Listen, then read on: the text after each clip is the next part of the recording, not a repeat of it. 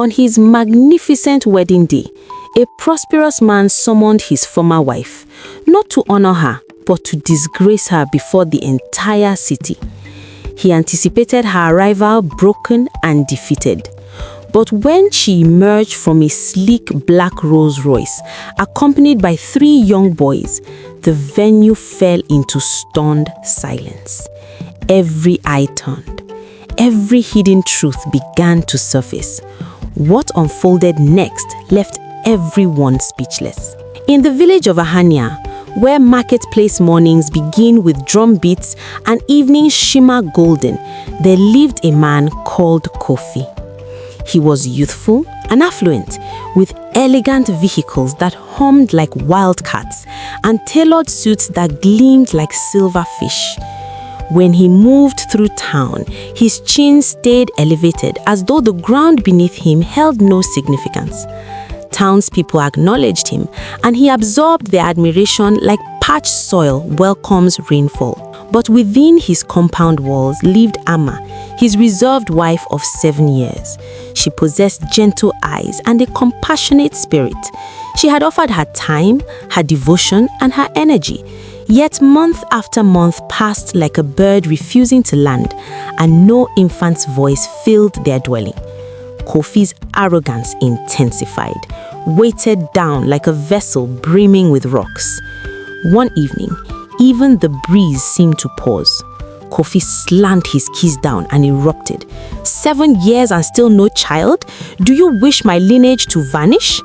Amma's voice trembled. Husband, we've been trying. Perhaps we should consult another physician. There may still be possibilities. Possibilities? Kofi's laughter held no warmth. What value is a woman who bears no children?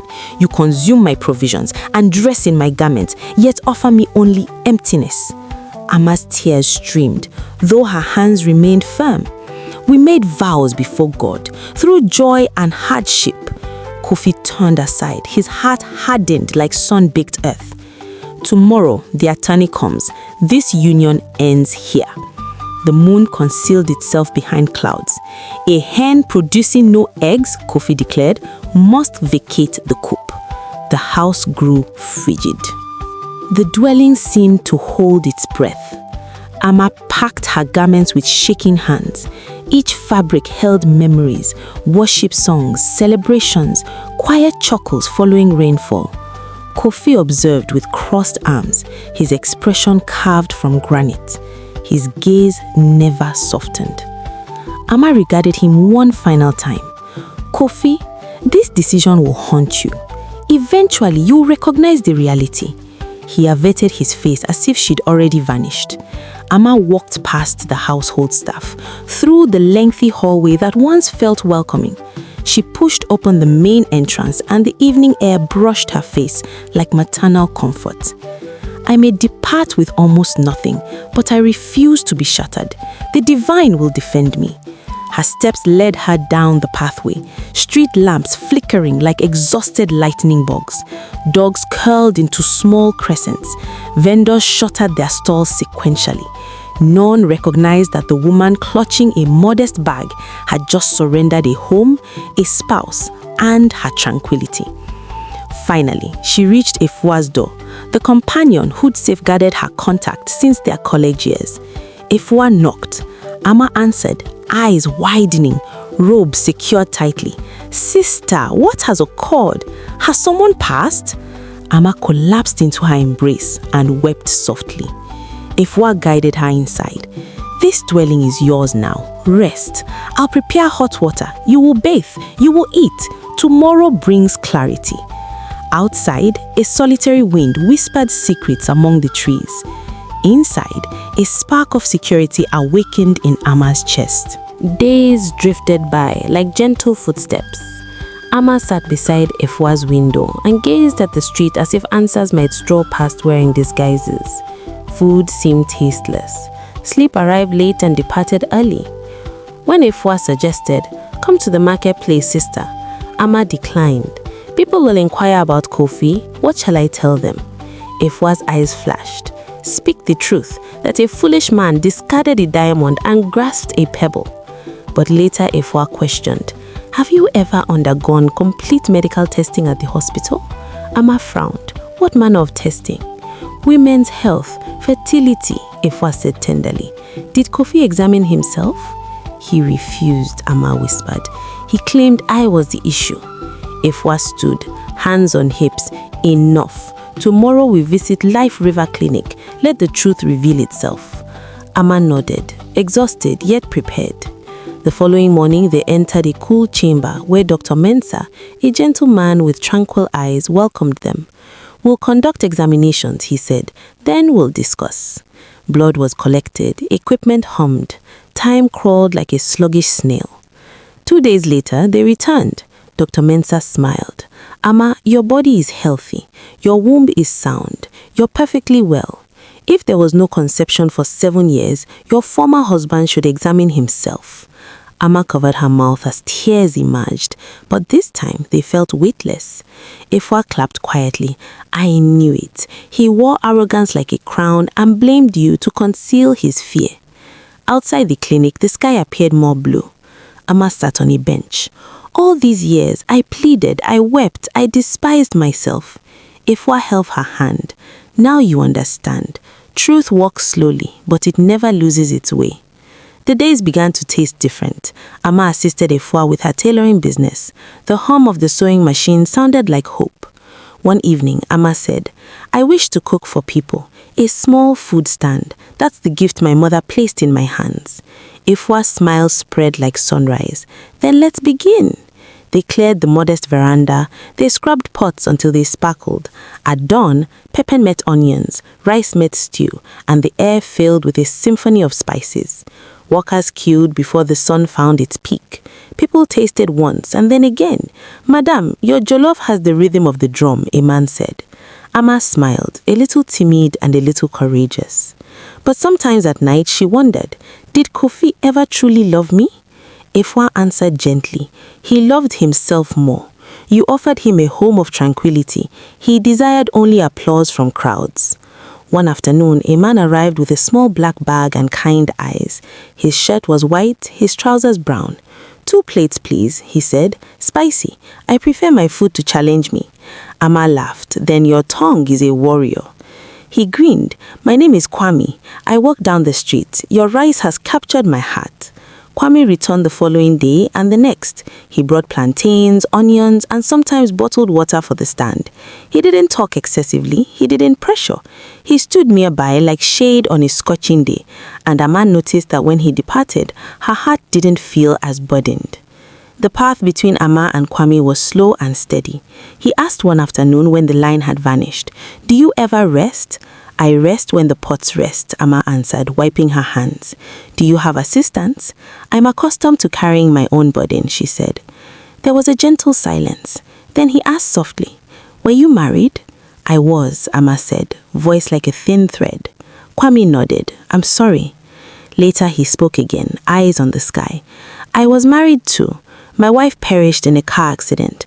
Since then, my heart hid in a small room, but lately it peeks out when I come here. You remind me of peace. I'm afraid, Amma whispered. I know, Kwame said. I'm not Kofi. I won't break what is healing. Weeks turned into months. Efwa teased. Who is the man who purchases your rice and leaves you with a smile? Amma rolled her eyes, but her cheeks answered for her. Kwame brought small gifts, never loud, always useful. He listened to her dream of a real restaurant. One day, he said, we'll open doors with your name on them. One evening, they walked under mango trees and the world was soft. Why me? Amma asked. Because you're genuine, Kwame said. You carry pain, but you didn't lie down in it. They married in a small circle of friends. No loud drums, only honest applause. Efwa danced as if she'd discovered gold. Kwame kissed Amma's forehead each morning. I love you, my queen, he said. And for the first time in years, Amma's heart sat down and rested. One day, stew smelled wrong to Amma. Her body felt weak. Let's go to the clinic, Kwame said gently. They ran tests. Amma sat biting her nails, eyes on the floor. The nurse returned with a smile big enough for 2. Mother, she said, you are expecting a child. Amma covered her mouth. I'm pregnant? 3 weeks, the nurse nodded. Kwame lifted her from her chair. You'll be a mother, we'll be parents. Her tears fell like sweet rain. Months moved like a drum rhythm. Then the scan came. The doctor's eyes widened. Madam, there are 3 heartbeats. Amma sat up. 3? Yes, the doctor laughed. You're carrying triplets. Their home burst into joy. Kwame knelt and thanked God. Neighbors brought gifts. Ifwa sewed tiny shirts like folded dawn. On a calm Saturday, 3 boys opened their eyes to a mother's kiss. Nurses clapped. The doctor smiled. Kwame held one and said, "This one has my ears, so I'm keeping him." Amma gathered all 3, whispering, "I was not barren. Truth has spoken." Word spread faster than bicycles. People said, "Is this not Amma, the one Kofi drove away? She has 3 sons." Others answered. Some smiled with joy. Some shook their heads. But Amma didn't look back. She fed her boys in the early hours, watched small fingers curl, and rested her cheek on their soft hair. A broken reed had become a flute singing. Far across town, Kofi sat in his large office, rotating slowly in a proud chair. His business had expanded, but his house echoed with emptiness. He had courted 3 women in 3 years. None conceived a child. One departed, saying she couldn't live where a mother-in-law counted days like beans. Kofi's mother, Maina, pressed him. "You chase fashion more than family. When I brought you Amma, I told you to be patient. You threw her away." "Do not speak her name," Kofi snapped. But at night, her memory walked through his rooms. One morning, a friend named Kojo called. "I want you to meet Zuri. She's tall, beautiful, from a wealthy family, a fashion designer, and very bold." "You talk as if she's a new car," Kofi laughed, but he agreed. Zuri spoke with a steady voice and wore gowns that looked like moonlight. Kofi admired her style and her fire. Soon they were seen everywhere. He bought her gifts, dresses, a phone, even a car. "If we're serious, let's marry," Zuri said one evening, sipping juice as if it were water. "I don't believe in lengthy talk." Kofi called a planner that night. The wedding would be the talk of the town. Red carpet, a live band, guests flying in. He wanted the world to watch. He wanted Amma to watch most of all. His pride whispered, "Let her choke on regret." He wrote one more name on the guest list by his own hand, Amma, first row. On a bright morning in Amma's home, one of the babies giggled, while the other 2 battled a toy drum. Amma was bathing a child when Efwa's phone buzzed. "Sister," Efwa gasped. "An invitation? From whom?" Amma asked. "Kofi?" Amma read the golden card. Her name was printed in bold. First row seat. The hall would be near the water with long red carpet and lights like stars. Efwa's anger rose. "Is this a joke? Is he crazy?" Amma rocked her child and spoke gently. "He wants me to feel small." "Then we won't go," Efwa said. Amma looked at her 3 sons, warm and breathing and real. "Or we'll show him the truth." They planned with calm hands. Amma chose a long yellow gown that Efwa had sewn months ago. She said, "I want to look peaceful, not loud." Efwa smiled. "You will look like God's proof." The boys would wear white shirts, yellow shorts, and small bow ties. A friend found a black Rolls Royce. They practiced the walk, each boy holding Amma's hand. At night, Kwame stood behind Amma and rested his hands on her shoulders. "You don't need to do this," he said. "I want to," Amma answered. "Not to hurt him, but to remember I survived." The whole town of Amane hummed. Hashtags flew like birds. People whispered, "Kofi and Zuri's wedding will shake the sky." The hall near the water wore chandeliers and golden chairs. Cameras flashed like angry fireflies. Politicians and merchants sat at the front. Zuri looked into a mirror, veil soft as a cloud. Her friend adjusted it and said, "You look like morning." Zuri smiled, but her heart tapped a worried drum. Kofi stood at the altar in a white agbada with gold like fish scales. He checked his watch again and again. Then a black Rolls Royce glided to the entrance like a quiet river. The back door opened. Amma stepped out in a yellow gown that held the sun. Her face was calm, her steps were sure, and at each side walked a small boy, with a third, holding her skirt like a secret. The hall pulled in its breath. Phones rose. "Is that his ex-wife?" someone whispered. "Triplets," another answered. Kofi couldn't breathe. He stepped away from the altar without knowing his feet had moved. Ama's eyes met his. She smiled, simple and soft. The crowd made a path. She took the first row seats that he had chosen for her, but not for this story. The boys climbed onto her lap and whispered, "Mama, we made it." Zuri walked in and felt the quiet. She saw Kofi stiff at the front, eyes fixed on Ama and the children. "What's happening?" she whispered. The pastor coughed. "Shall we begin?" But Kofi's pride was melting like butter in the sun. The crowd's eyes moved like a flock of birds. Zuri leaned close. "Who is that woman with those boys?" Kofi swallowed. "That's Ama, my ex-wife." He nodded. "And those children?" Kofi's mouth opened then closed. Zuri's voice sharpened. "You told me she was barren." "I thought she was," Kofi stammered. "You thought," Zuri said, her voice turning to fire. "You never showed me any test. You refused to see a doctor. You wanted to marry me to paint over your fear." She faced the hall. He invited his ex-wife to shame her. But look, truth has walked in holding hands. Mamas rose and fell like waves. Kojo, the best man, tried to calm her. "Zuri, let's step outside." "No," she said, "we speak here." Zuri turned to Ama. "Mother, forgive me for asking. Are these your children?" Ama stood, lifting the smallest boy. "Yes," she said, voice steady. "They are my sons." She faced Kofi. "You called me barren. You threw me out. You made me believe I was less than a woman. But I was not the problem. You refused to be tested. God has shown the truth and gave me not one child, but 3. Kofi's tongue felt heavy. Zuri's eyes cooled. "I cannot marry you," she said, laying her bouquet on the stage. "Not today, not ever." The hall gasped. The choir sat without a song. The cameras dimmed. Zuri turned and walked away, her footsteps clear as a bell. The peacock had lost his feathers. Ama arose without rush. She took each boy's hand. She didn't shout. She didn't laugh. She walked like a queen, leaving a court with truth wrapped around her shoulders. Efua met her at the door, eyes bright. "Sister, you did it." "I came only to be seen," Ama said, "not to destroy." They entered the Rolls Royce, and the driver closed the door like closing a storybook. Inside, one child asked, "Mama, are you okay?" "I am more than okay," she smiled.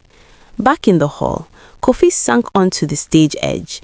The gold on his robe looked dull, like a sun behind smoke. Kojo sat beside him. "Brother, what now?" Kofi stared at the door Zuri had walked through and saw nothing else. Outside, the wind carried pieces of the story across town. People posted clips of Ama stepping out of the car, of Zuri dropping her bouquet, of Kofi standing frozen like a tree struck by lightning. Hashtags flew. Ama returns, triplets at the wedding, pride exposed. Night found Kofi's door and didn't leave. He stood in his mirror and saw a man he didn't know. The gardener didn't smile anymore. The guard opened the gate like a tired person. Business partners whispered and stepped away. The peacock feathers had turned to straw. Kojo came again. "Did you ever test yourself?" Kofi looked at the floor. "I didn't need to." "Says who?" Kojo asked. "Your pride?"